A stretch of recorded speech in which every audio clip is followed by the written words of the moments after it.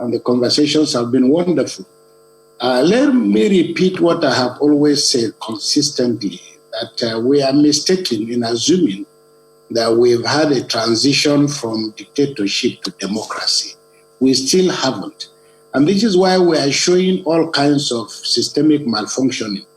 When we talk about political parties, we have assumptions. But the truth of the matter is that in our own case in Nigeria, we have we have the greed and the political interest for the parties.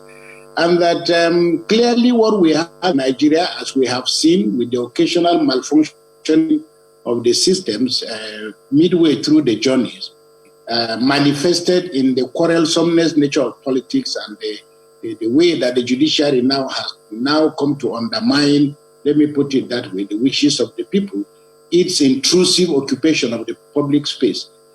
So just very clearly that increasingly, we have very serious issues with party discipline, largely because what we call political parties in Nigeria are mere contraptions purely constructed to help to ferry the ambitions of people, a good number of who are really, really and truly ill-prepared for the discipline that politics and political party formations require. So what you are seeing is the lack of consistency and continuation. We keep talking, for example, about the fact that we've had 20 or so years interrupted democracy, but we also must address the nature of the political actors, the changing patterns on the political landscape. All these things suggest very clearly that we can number the years of our effort, but that has not injected the kind of discipline and predisposition that we require, for politics and active political participation.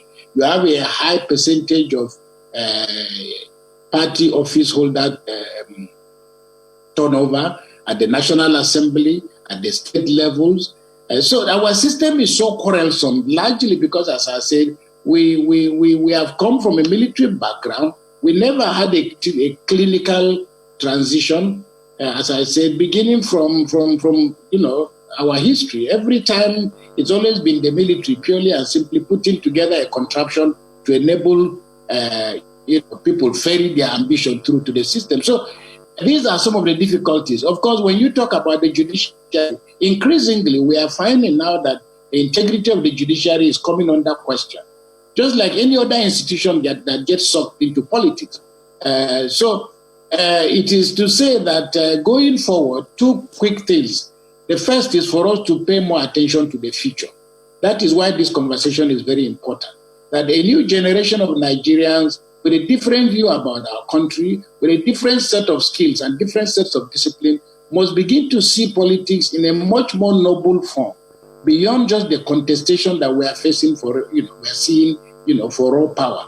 The second point is for the judiciary itself to begin to think more in focusing on compelling politics and politicians to fine-tune their articles of discipline internally, rather than the judiciary getting sucked into the whole idea